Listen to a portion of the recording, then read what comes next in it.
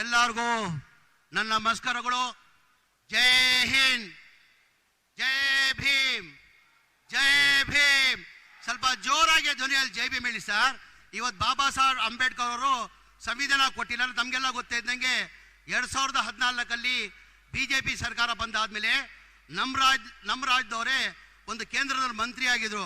ಅವ್ರು ಏನಂದ್ರು, ನಾವು ಬಿಜೆಪಿ ಸರ್ಕಾರ ಬಂದಿರೋದೇ ಸಂವಿಧಾನ ತೆಗಿಯಕ್ಕಂತ. ಇವತ್ತು ಬಾಬಾ ಸಾಹೇಬ್ ಅಂಬೇಡ್ಕರ್ ಸಂವಿಧಾನ ಕೊಟ್ಟಿಲ್ಲ ಅಂದ್ರೆ ನೀವು ಅಲ್ಲಿ ಕೂರಕ್ಕಾಗ್ತಾ ಇರಲಿಲ್ಲ, ನಾನು ಇಲ್ಲಿ ಮಂತ್ರಿಯಾಗಿ ನಿಲ್ಲಕ್ಕೆ ಸಾಧ್ಯ ಆಗ್ತಾ ಇಲ್ಲ. ಬಾಬಾ ಸಾಹೇಬ್ ಅಂಬೇಡ್ಕರ್ ಸಂವಿಧಾನ ಕೊಟ್ಟಿದ್ದ ಕಾರಣಕ್ಕೆ ನೀವು ಅಲ್ಲಿ ಕೂತಿದ್ದೀರಾ, ನಾನು ಇಲ್ಲಿ ನಿಂತಿದ್ದೀನಿ. ಹಾಗಾಗಿ ನಮ್ಮ ಕರ್ತವ್ಯ ಆಗ್ತಾ ತಾನೆ ಜೋರಾಗಿ ಜೈ ಭೀಮ್ ಹೇಳೋದು. ನನ್ನ ಜೊತೆ ಜೋರಾಗಿ ಜೈ ಭೀಮ್ ಹೇಳಬೇಕು. ಜೈ ಭೀಮ್, ಜೈ ಭೀಮ್, ಜೈ ಜೈ ಭೀಮ್.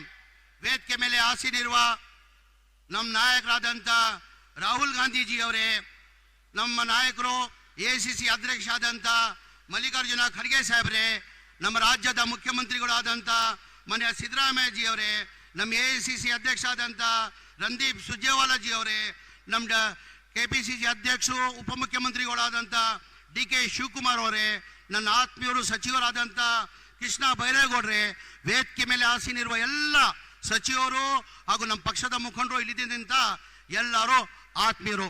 ನಾವು ಈ ಕಾರ್ಯಕ್ರಮನ ಹಮ್ಮಿಕೊಂಡಿದ್ದ ನಿರೀಕ್ಷೆ ನಾವು ಇರಲಿಲ್ಲ.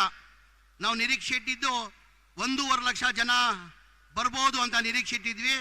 ಇವತ್ತು ತಾವು ಇಷ್ಟು ದೊಡ್ಡ ಮಟ್ಟದಲ್ಲಿ ಬಂದು ಮೋರ್ ದ್ಯಾನ್ 3 lakhs ಅಂತ ಹೇಳಕ್ ಬಯಸ್ತದೆ. 3 ಲಕ್ಷದಿಂದ ಹೆಚ್ಚಾಗಿ ಇವತ್ತು ಜನ ಬಂದು ಈ ಕಾರ್ಯಕ್ರಮ ತಾವು ಯಶಸ್ವಿ ಮಾಡಿದ್ದೀರಾ. ತಮಗೆ ಕೈ ಜೋಡಿಸಿ ನಾನು ದೊಡ್ಡ ನಮಸ್ಕಾರ ಇಲ್ಲಿಂದಾನೆ ಮಾಡಕ್ ಬಯಸ್ತಾ ಇದ್ದೀನಿ. ಹಾಗಾಗಿ ನಾನು ಹೆಚ್ಚಾಗಿ ಮಾತಾಡಕ್ ಹೋಗಲ್ಲ. ತಾವು ಬಹಳ ಖಾತ್ರಿಯಿಂದ ನಮ್ಮ ಮುಖ್ಯಮಂತ್ರಿಗಳದು ರಾಹುಲ್ ಗಾಂಧೀಜಿಯವರು ಮಲ್ಲಿಕಾರ್ಜುನ ಖರ್ಗೆ ಮಾತ್ಕೊಳ್ಳೋಕೆ ತಾವು ಕಾಯ್ತಾ ಇದ್ದೀರಾ. ಹಾಗಾಗಿ ನಾನು ಮುಖ್ಯಮಂತ್ರಿಗಳದು ಮನವಿ ಇಷ್ಟೇ ಮಾಡ್ಕೊಳ್ಳೋದು, ನಮ್ಮ ಜನಗಳು, ನಮ್ಮ ಜಿಲ್ಲೆ ಬೇಡಿಕೆ ಜನಗಳದ್ದು ಇರೋದು ಸರ್, ನಮ್ಮ ಒಂದು DC ಕಚೇರಿ ಆಫೀಸ್ ಆಗಬೇಕು 100 ಕೋಟಿ ವೆಚ್ಚದಲ್ಲಿ ಅಂತ ಒಂದಿದೆ. ತಾವು ಸೂಚನೆಯನ್ನು ಕೊಟ್ಟಿದ್ದೀರಾ. ನಾನು ಬರೋ ತಿಂಗಳಲ್ಲಿ ಬರ್ತೀನಿ, ಬರೋ ತಿಂಗಳಲ್ಲಿ ಆ ಗುದ್ಲಿ ಪೂಜೆನ ಮಾಡುವಂತ ಹೇಳಿದ್ದೀರಾ.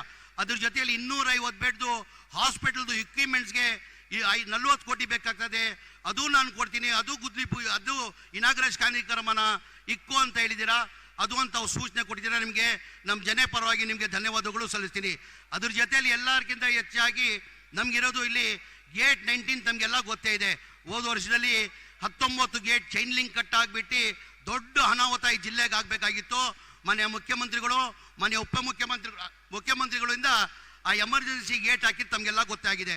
ನಾನು ಇಷ್ಟೇ ಒಂದು ರಿಕ್ವೆಸ್ಟ್ ಮಾಡ್ಕೊಳ್ಳೋದು, ದಯಮಾಡಿ ಆ ಗೇಟನ್ನು ಆದಷ್ಟು ಬೇಗ ಪರ್ಮನೆಂಟ್ ಮಾಡಬೇಕಂತ ಮನೆ ಮುಖ್ಯಮಂತ್ರಿಗಳು ಕೇಳ್ಕೊತೀನಿ.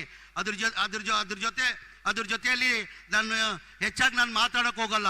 ಅದ್ರ ಜೊತೆಯಲ್ಲಿ ಬಹಳಷ್ಟು ಜನದ್ದು ಬೇಡಿಕೆಯಲ್ಲಿ ರೈತರದ್ದು ಬೇಡಿಕೆ ಇರೋದು, ಇಲ್ಲಿ ಶುಗರ್ ಫ್ಯಾಕ್ಟ್ರಿ ಆಗಬೇಕಂತ ಮನೆ ಮುಖ್ಯಮಂತ್ರಿಗಳು ಸೂಚನೆ ಕೊಟ್ಟಿದ್ದಾರೆ. 2 ತಿಂಗಳ ಒಳಗಡೆ ನಾವು ಶುಗರ್ ಫ್ಯಾಕ್ಟ್ರಿ ಗುದ್ಲಿ ಪೂಜೆಯನ್ನು ಮಾಡ್ತೀನಂತ ಮನೆ ಮುಖ್ಯಮಂತ್ರಿಗಳು ಇವತ್ತು ಸೂಚನೆಯನ್ನು ಕೊಟ್ಟಿದ್ದಾರೆ.